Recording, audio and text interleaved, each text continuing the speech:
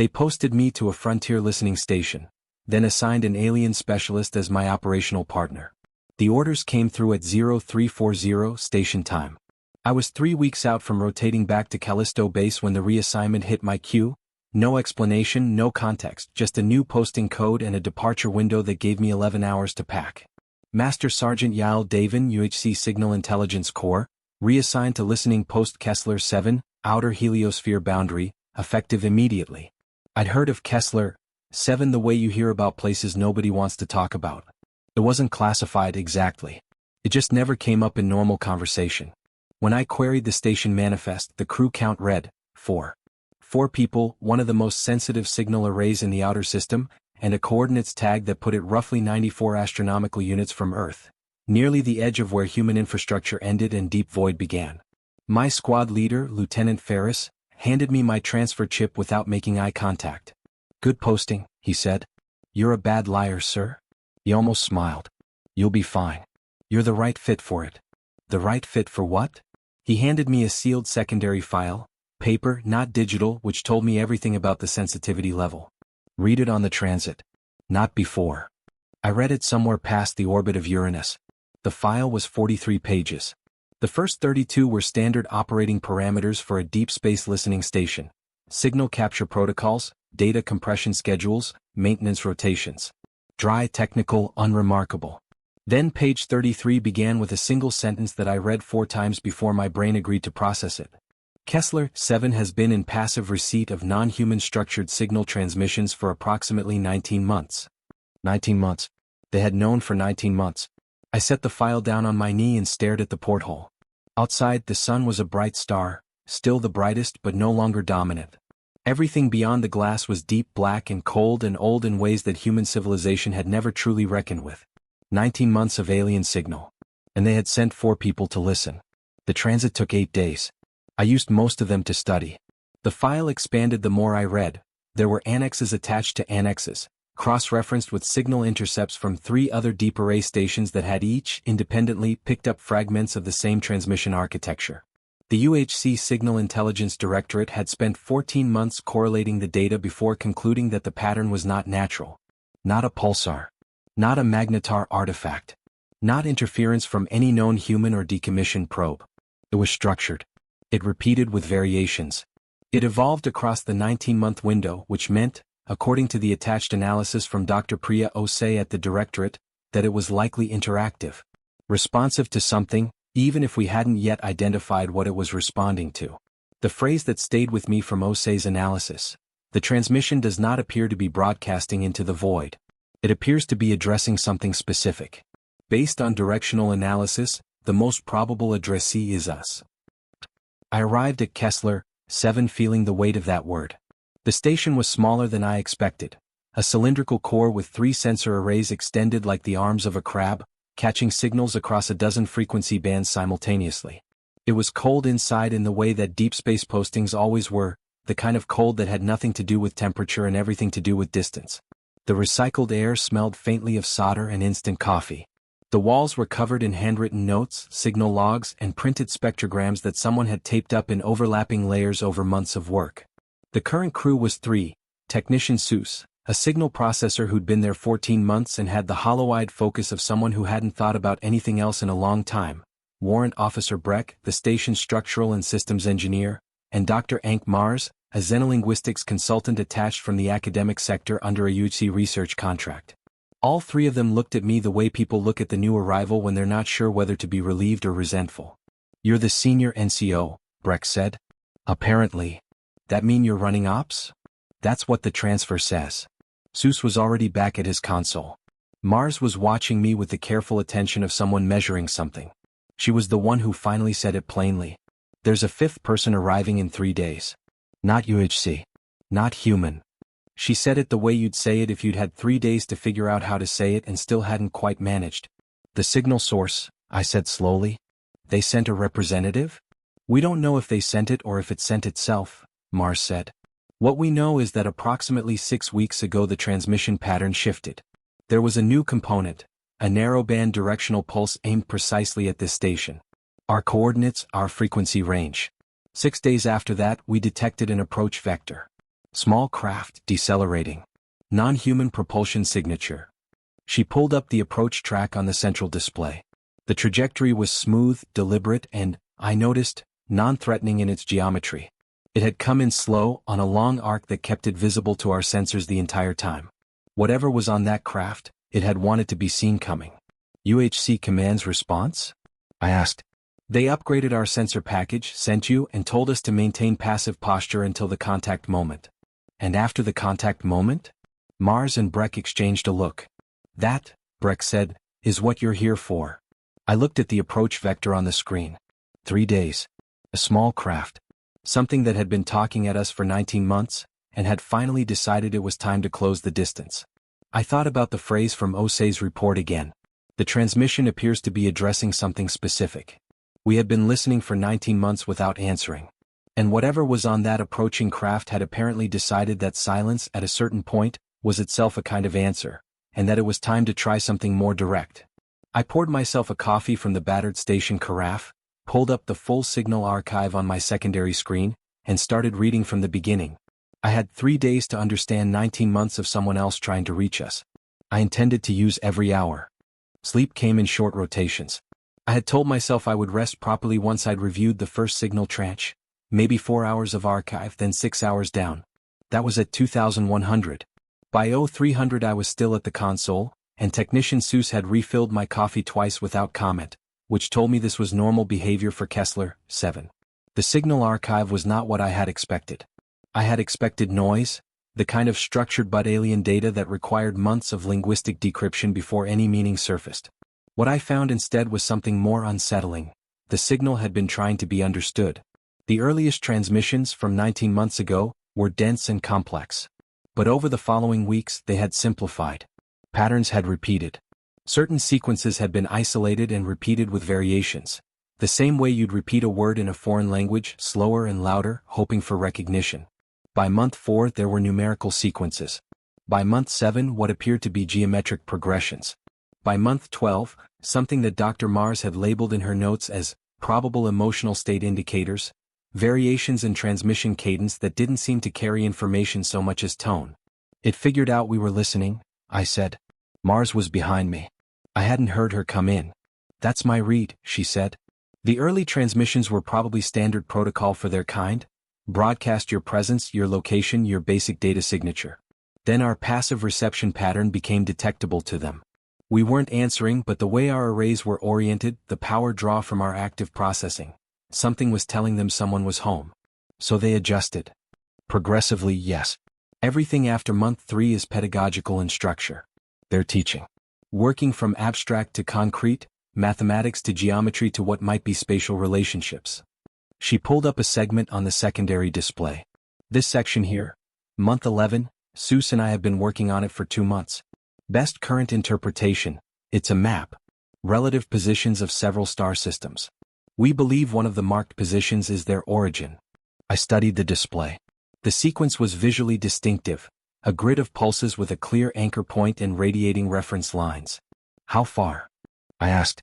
17 light-years if our interpretation is right. Give or take. Within the local stellar neighborhood. 17 light-years. Close by cosmic standards. Close enough that someone 19 months ago had looked in our direction and thought, there might be someone there worth talking to. The approach craft, I said. Could it have traveled from 17 light-years in the time frame we've been receiving the signal? Mars shook her head. No. It was already much closer when the signal began. They had assets in the outer system, or en route, before the transmission started. I let that settle. So the signal wasn't an introduction. It was a courtesy. They were already coming. That's what I think, yes. And Command knows this. Command has the same analysis I just gave you. She paused. They sent you 4 people and a listening post. There was no accusation in her voice. Just the flat statement of a fact that neither of us could do anything about. 4 people and a listening post, on the edge of the solar system, waiting for a species that had apparently been patient enough to spend 19 months teaching us how to understand them before arriving in person. I thought about what that patience meant. It wasn't the patience of something that didn't care. It was the patience of something that did, of something that understood that being understood was worth the time it took. What do we know about the craft's occupant? I asked. Occupants. Singular, we think. One biosignature based on the thermal and mass readings from our approach scan. Small craft, minimal life support volume, long transit capability. Mars pulled up the scan data. We've run it against every known biological profile in the Directorate database. No match. But the profile is consistent with atmospheric preferences not entirely unlike ours. Oxygen-nitrogen atmosphere, roughly similar pressure range. Temperature tolerance overlapping with human range at the lower end. Meaning we could be in the same room. I stood up and walked to the porthole. Outside, the void was absolute. Somewhere in that darkness, decelerating on a long careful arc, something was coming to meet us. Something that had been more patient than we had any right to expect, and more deliberate than anything in our own first contact planning had anticipated. Because here was the thing none of the classified files said directly, but that every page implied. Humanity had spent decades preparing for first contact scenarios. We had protocols. We had designated response teams. We had xenodiplomatic frameworks drafted by the best minds in the field, sealed in committee vaults on Earth, waiting for the moment they'd be needed. None of those teams were here. For people. A listening station. In 3 days. On day 2, I established operational protocols. Simple ones because simple was what we had capacity for. 1 person on signal monitoring at all times. 1 on approach tracking. Seuss and Breck on technical support. Mars and I on the interpretive and contact side. I also drafted a message to command, not asking for additional resources, because that request would take 8 days to reach anyone with the authority to act on it and another 8 days to receive a response. Instead, I was documenting our status, our plan, and our assessment of the situation. Clean, factual, professional. What I didn't put in the message was the part that kept circling in my mind, the sense that the approaching craft's occupant had not come here without knowing what they were arriving to. They had studied our signals. They had mapped our station. They had spent 19 months preparing for this moment. We'd had 3 days. Whatever advantage we might have imagined in this situation, technological, numerical, positional, the entity coming to meet us had something we hadn't fully accounted for: preparation. Not of the military kind. Of the patient, careful, I have been thinking about you for a long time kind. That wasn't a threat. I'd turned it over enough times to feel fairly sure of that. The approach vector was still open, slow, unhurried. If the intent had been hostile, 19 months of patient pedagogy was an extraordinarily inefficient prelude to aggression. But it also wasn't comfort exactly. It was the feeling you get when you realize that the conversation you're about to have has been more carefully considered by the other party than by you. That they've thought about what you might say, what you might fear, what you might need to hear. That they've done their homework. And that you, for better or worse, have not. I went back to the archive and kept reading. At 0614 on the 3rd day, the craft came within visual range. Seuss put it on the main display, a direct optical feed from our long-range camera array, enhanced and stabilized. We stood around the screen in the station's central compartment, all 4 of us, and watched it come. It was smaller than I'd expected. Maybe 12 meters stem to stern, with a geometry that was elegant in a way I couldn't immediately articulate.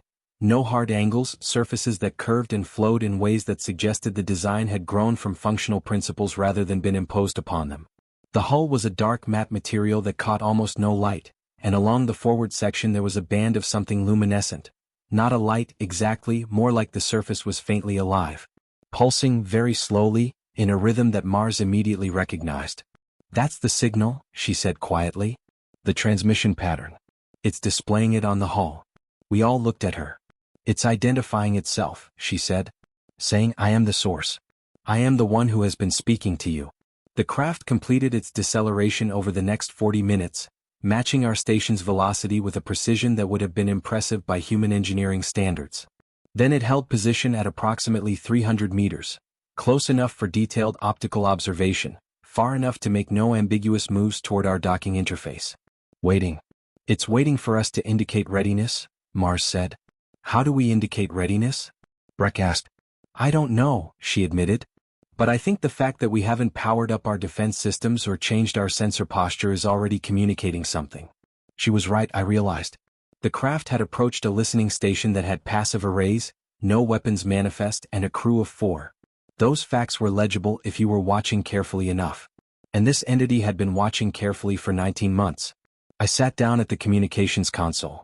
Seuss had already cued the narrowband transmitter on the same frequency range the incoming signal had used. Mars, I said, what's the most fundamental element of the transmission? The one they started with and kept returning to. She didn't hesitate. The prime number sequence. They open with it. Used it as a header marker for every subsequent transmission. It's the foundation.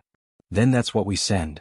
I keyed the transmitter and broadcast the sequence myself, slowly, deliberately, in the same cadence they had used at the start of month 1. 19 months ago when this had all begun. The hull of the craft pulsed once. Then the luminescent band shifted. A new pattern moving faster, more complex. That's an acknowledgement, Mars said. Her voice was steady, but her hands were flat on the console, pressing down. They're responding to the sequence. Extending it. They had sent us the first 8 prime numbers. We'd returned it. Now they were continuing, 9, 11, 13, and then something additional, a structured suffix that Mars was already working to parse. It's a request, she said after 3 minutes. I think it's asking for docking clearance. The room was quiet. I was aware of how small we were. For humans, 1 station, 1 coffee carafe, and a request from something that had traveled across the outer solar system specifically to be here, specifically to meet us, specifically to walk through a door we hadn't quite decided to open. Does Command's protocol cover this? Breck asked. Command's protocol says maintain passive posture and document all contacts, I said. It doesn't say what to do when a contact asks to come inside. So we decide. We decide.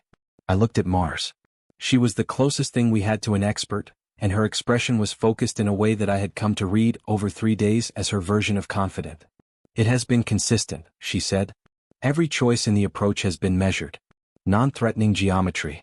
Patient communication. Hull identification. It waited for us to transmit first before requesting anything. Whatever it is, it understands the concept of consent. That was not nothing. I keyed the transmitter again. Sent the docking acknowledgement code, standard protocol what we'd use for any craft. Followed it with the prime sequence again, extended by 1 step. A small addition. A small yes. The craft began moving slowly toward our docking collar. The airlock cycle took 11 minutes. I had Seuss and Breck at a distance, not hidden, just not crowded at the interface. Mars stood to my left. I was at the lock. When the inner door opened, the figure that stepped through was not what I had constructed in my imagination over 3 days of signal archives and scan data. It was approximately my height, slightly under 2 meters. Bipedal, bilateral symmetry, which shouldn't have been surprising given what we knew about convergent evolution but somehow still was. It wore what appeared to be a suit, not environmental, more functional, layered, with the same dark matte quality as the hull exterior. No visible helmet or breathing apparatus, which meant the atmospheric readings had been accurate. Our air was compatible or close enough that whatever biological adaptation it had made was sufficient.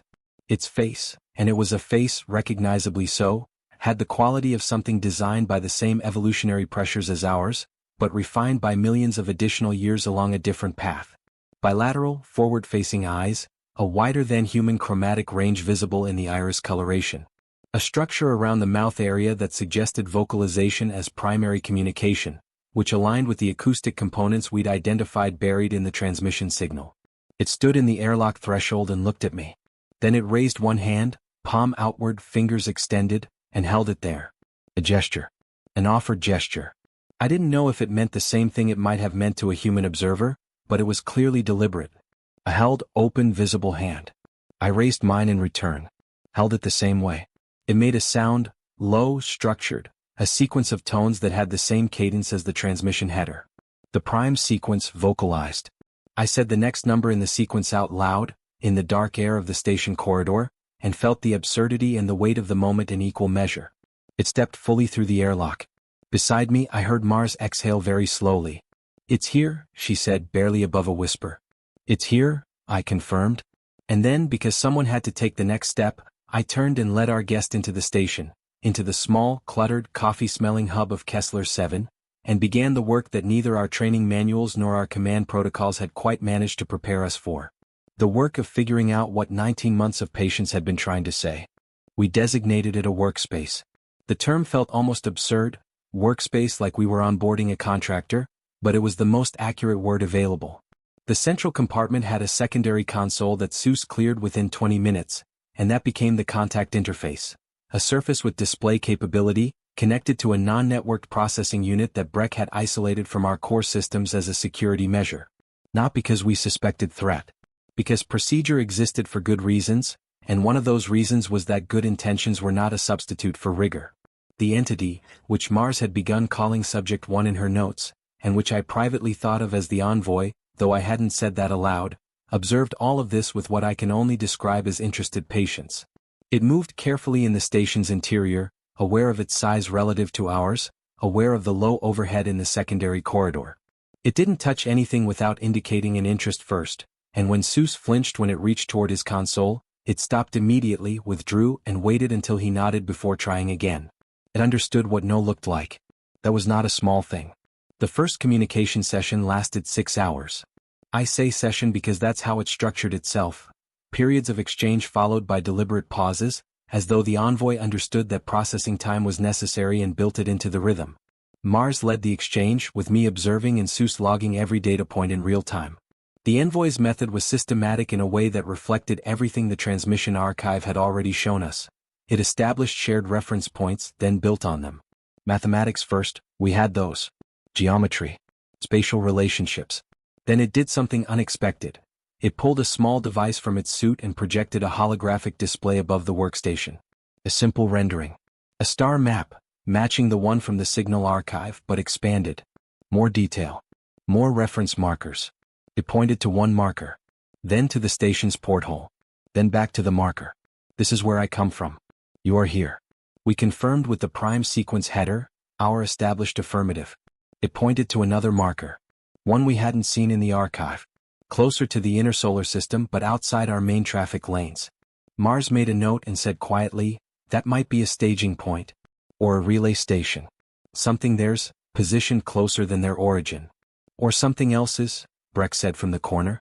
Nobody responded to that, but nobody dismissed it either. The envoy then produced something else. A data medium of some kind, flat and rectangular, which it placed on the workstation surface and did not touch again. It pointed to the medium. Then to the console. A clear offer of transfer. It wants us to read its data, Seuss said. Not yet, I said. The envoy waited. It had that quality, absolute, unhurried waiting, that I was beginning to understand was not passivity but discipline. Like someone who had been taught that rushing was a form of disrespect. I looked at Mars. Ask it what the medium contains. In the simplest terms we can construct. Over the next 40 minutes, using the shared mathematical and spatial vocabulary we'd built, Mars assembled a query. The envoy's response was slow and careful, using hull projection diagrams and repeated reference to earlier established symbols. What emerged was an interpretation that Mars wrote out longhand and handed to me. Introduction. Background. Purpose of visit. A cover letter. They had brought a cover letter. I almost laughed. I held it together but I saw Mars's mouth twitch too. We accepted the data medium. Breck spent 2 hours working out how to interface it with our isolated processing unit. The medium turned out to use a format that was, after substantial effort, compatible with our optical reading systems. Whether by design or coincidence we couldn't tell, and Mars's vote was firmly by design. What the medium contained was, as described, an introduction. But the depth of it was extraordinary. Over what appeared to be the equivalent of roughly 200 pages of structured information, using the visual mathematical notation system the envoy had established, the data outlined the following. The envoy species referred to themselves with a designation that Mars rendered phonetically as the Vaughn. They had been aware of electromagnetic signals from our solar system for approximately 300 years. They had identified the signals as technological in origin roughly 80 years ago. They had begun directing observational assets toward our system approximately 40 years ago.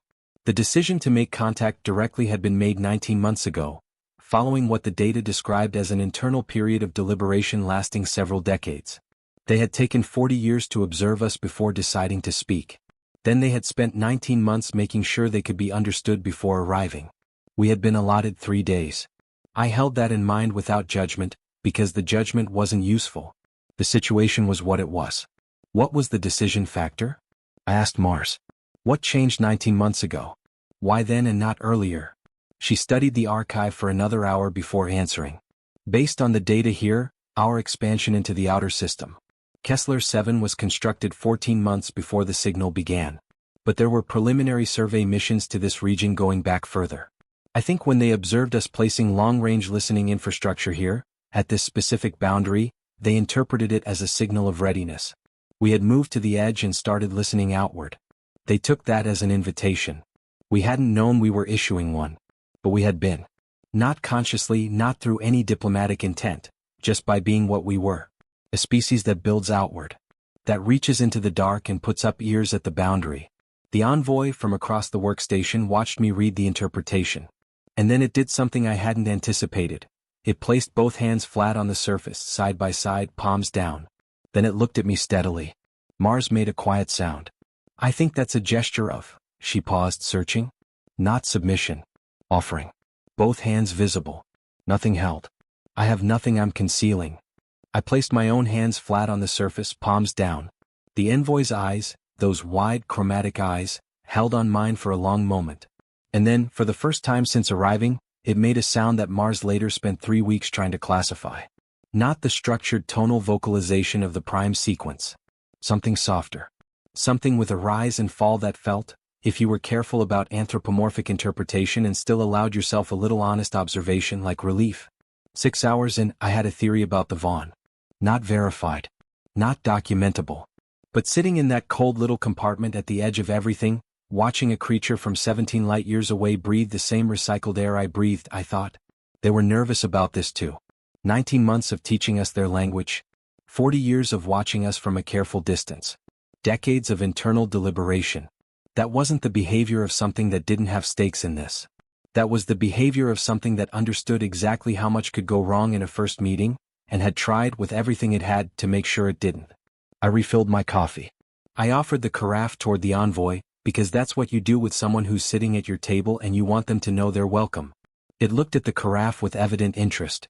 Then it produced a small container of its own from its suit and set it beside mine.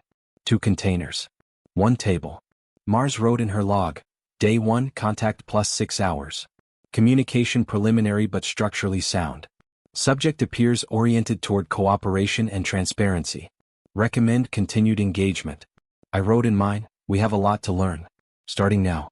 By day 4 of contact, I had stopped thinking of the envoy as it. That wasn't sentiment, or not only sentiment. It was a practical consequence of accumulating data. The Vaughn communication system, as Mars was piecing it together, used tonal modulation in ways that encoded something analogous to personal identity. A specific harmonic variation at the start of each vocal sequence functioned as what she called a personal marker, a name or the functional equivalent.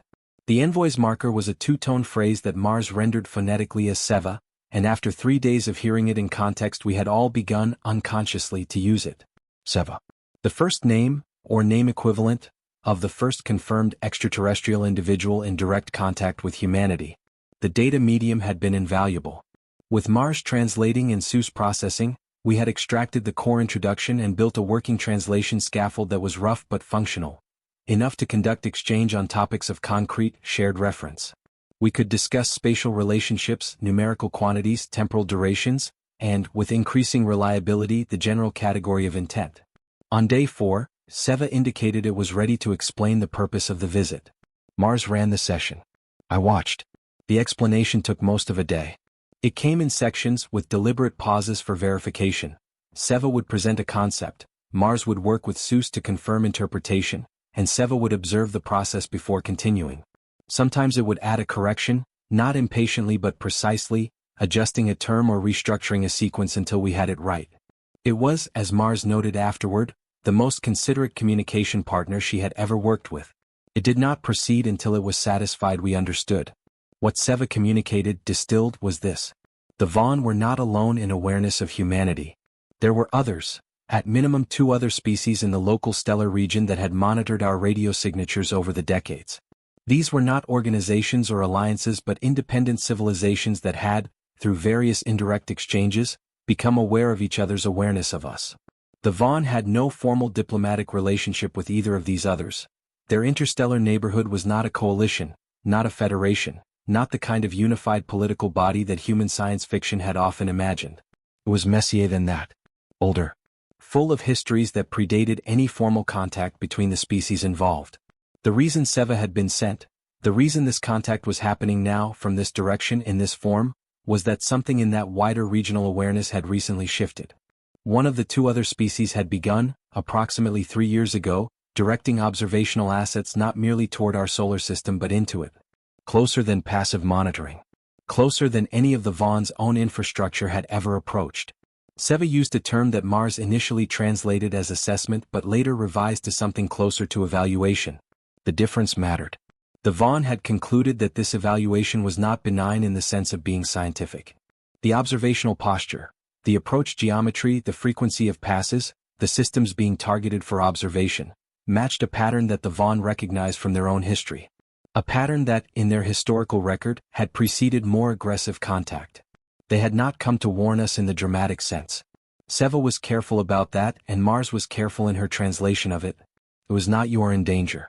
It was closer to "you should know what we know, and you should know it from someone who is telling you honestly." A notification.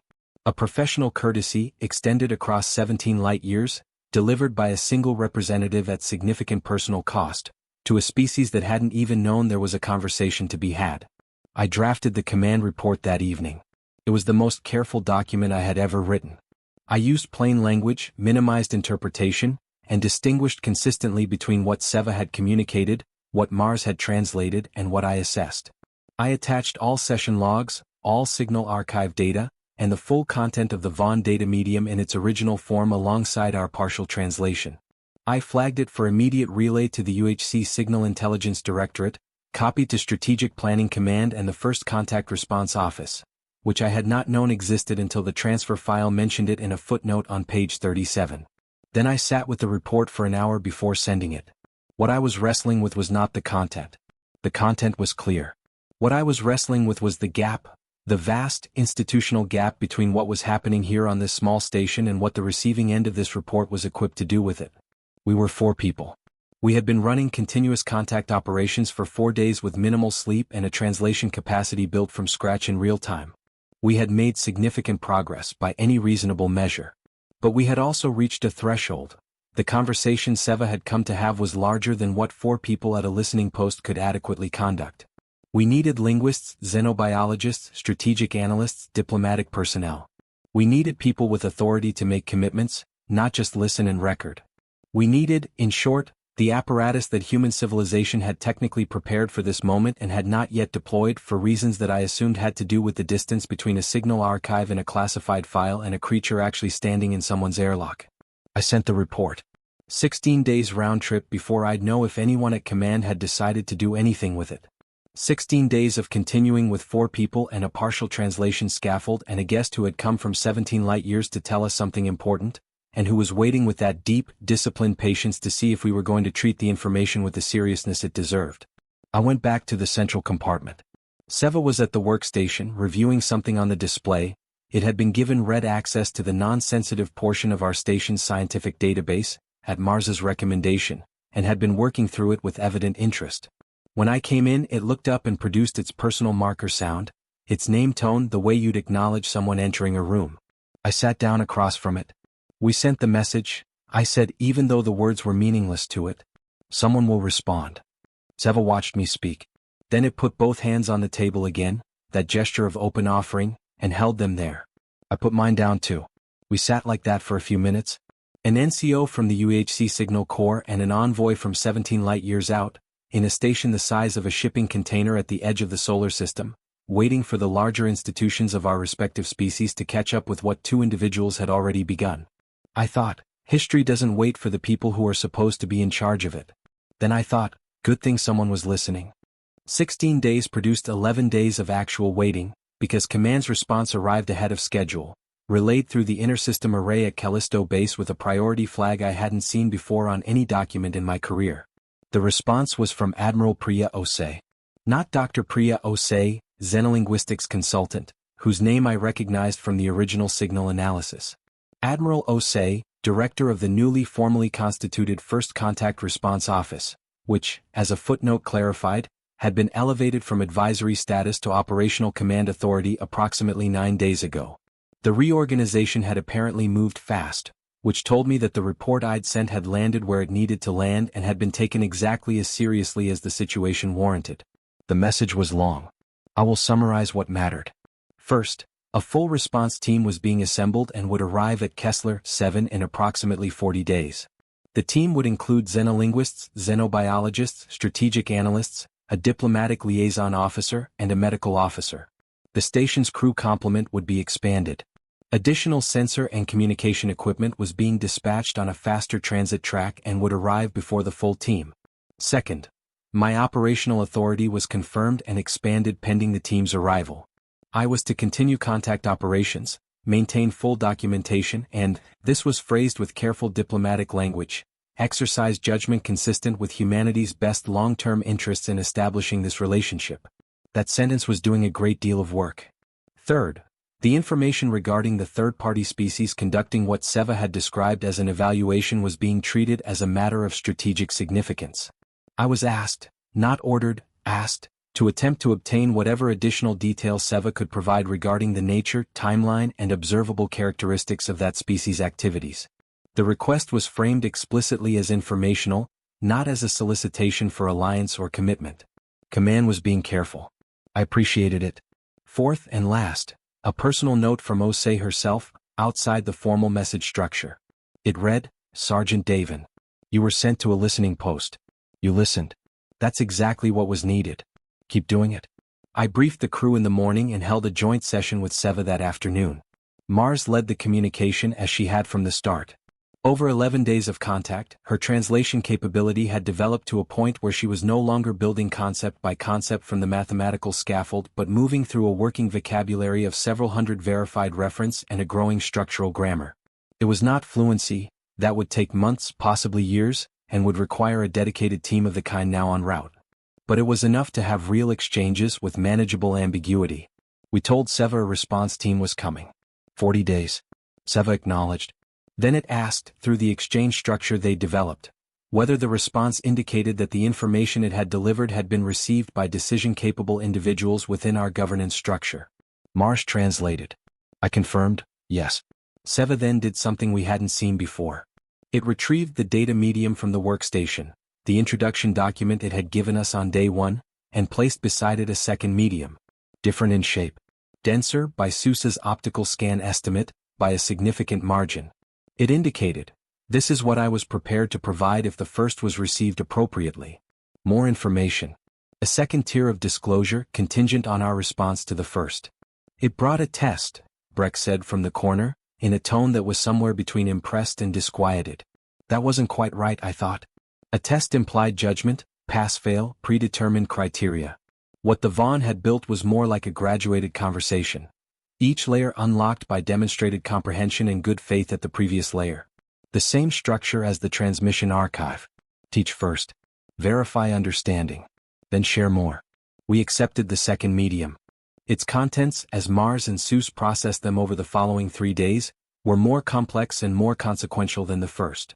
The species the Vaughn had identified as conducting evaluatory activities in our system was referred to in the Vaughn data using a designation that Mars rendered as the Thurkanu, though she noted the Vaughn term was itself likely a simplified exonym, a name assigned by others, not chosen by the species itself. What the Vaughn knew of the Thurkanu was limited, because direct contact between them had been minimal and historically cautious. What they had was observational, records of Thurkanu behavior in relation to 2 other species in the regional neighborhood over the past 2 centuries. In one case, the Thurkanu had made contact following a period of extended observation. The contact had been transactional, resource exchange, technology transfer, formal agreement.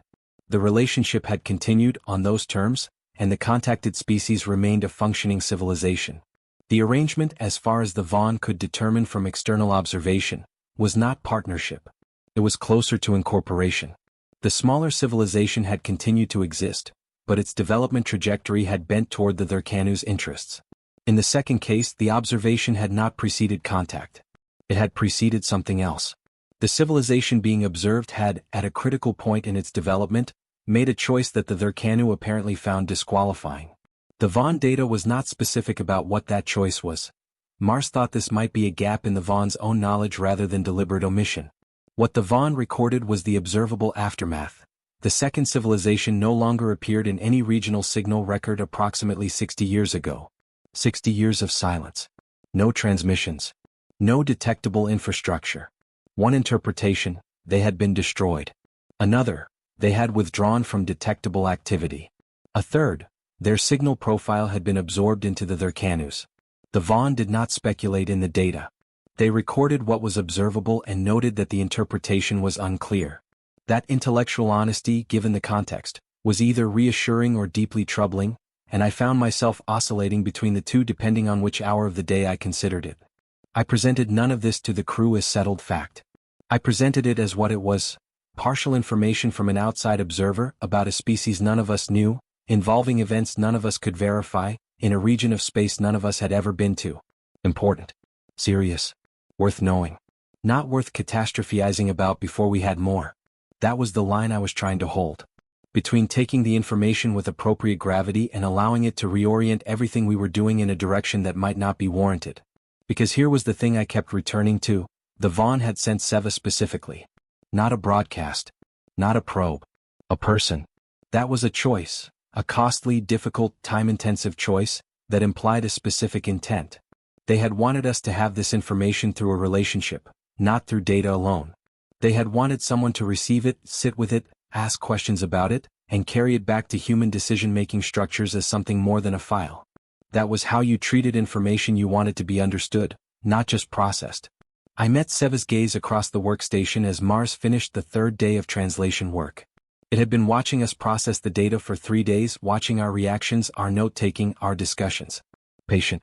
Present. What does it want us to do with this? Breck had asked at the start of day 2. I'd thought about it and said, I think it wants us to decide for ourselves. Not a prescription. Not an alliance request.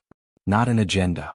Just information delivered by hand across 17 light-years, because someone had looked at our little station at the edge of everything and decided we were worth the trip. The weight of that wasn't something you could write into a command report. You just had to carry it. The advance equipment arrived on day 31. A cargo drone from Callisto, loaded with expanded sensor arrays, a secondary communications rig and, most critically, a portable high-density processing unit that would double our translation capability overnight. We spent 2 days installing it, with Seva observing from the central compartment with what had come to feel, by now, like genuine curiosity.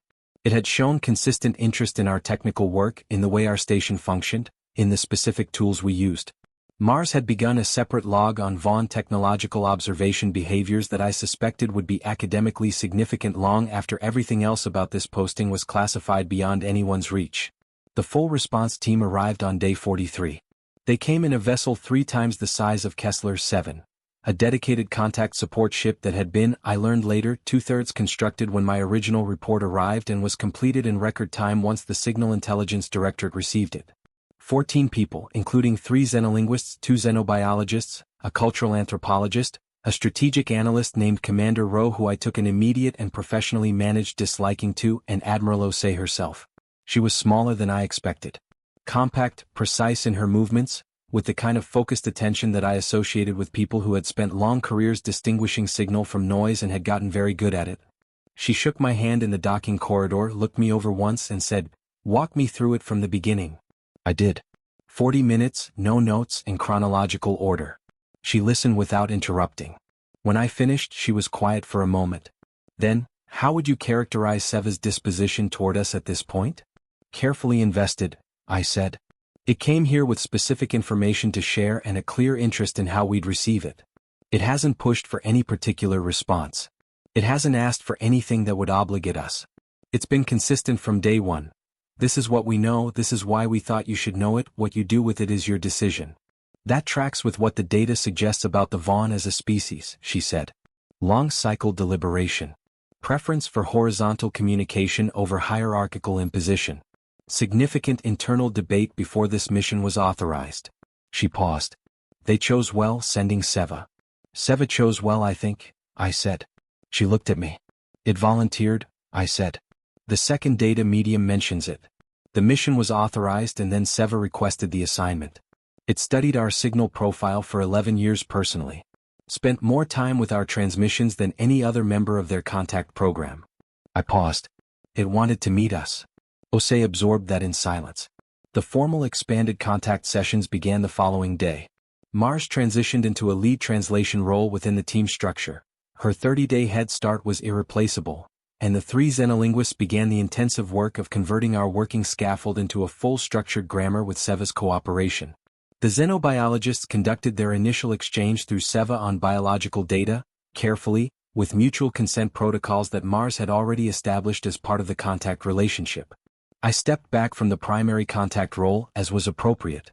I retained operational oversight of the station, which was now functioning as a forward diplomatic infrastructure node rather than a listening post. An upgrade so significant it was almost funny. Almost. What I found myself doing, in the margins of the expanded operation, was thinking about what this all meant in the longer frame. Not the immediate diplomatic work which was in better hands than mine. The longer frame. The Thurkanu were still out there. Still observing. The second data medium's information had been shared with Commander Rowe's strategic analysis team, who had spent 3 days locked in the cargo ship's conference room and emerged looking like people who had rearranged their entire understanding of the regional situation. No specific conclusions had been briefed to me. I was outside the command loop for that assessment. But the conversations I observed between Osei and Rowe had the quality of people dealing with a planning horizon that had just expanded significantly. Humanity had been living in a solar system we thought of as ours. We had built outward from Earth through the inner planets, into the asteroid belt, out to the gas giants and their moons. We had placed listening infrastructure at the boundary.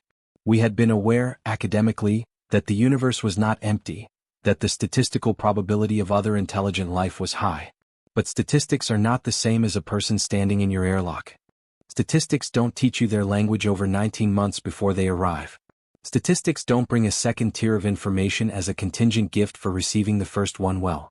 Statistics don't volunteer for a 17 light-year transit because they've spent 11 years studying your signals and wanted, in some way that can only be called personal, to meet you. On day 51 of contact, with the team in full operation and the station humming with a productive intensity that had transformed the place from a remote posting into something I didn't have a good word for. Embassy seemed too formal, home too small. I had a final direct session with Seva. Not official. Not logged as a formal contact exchange.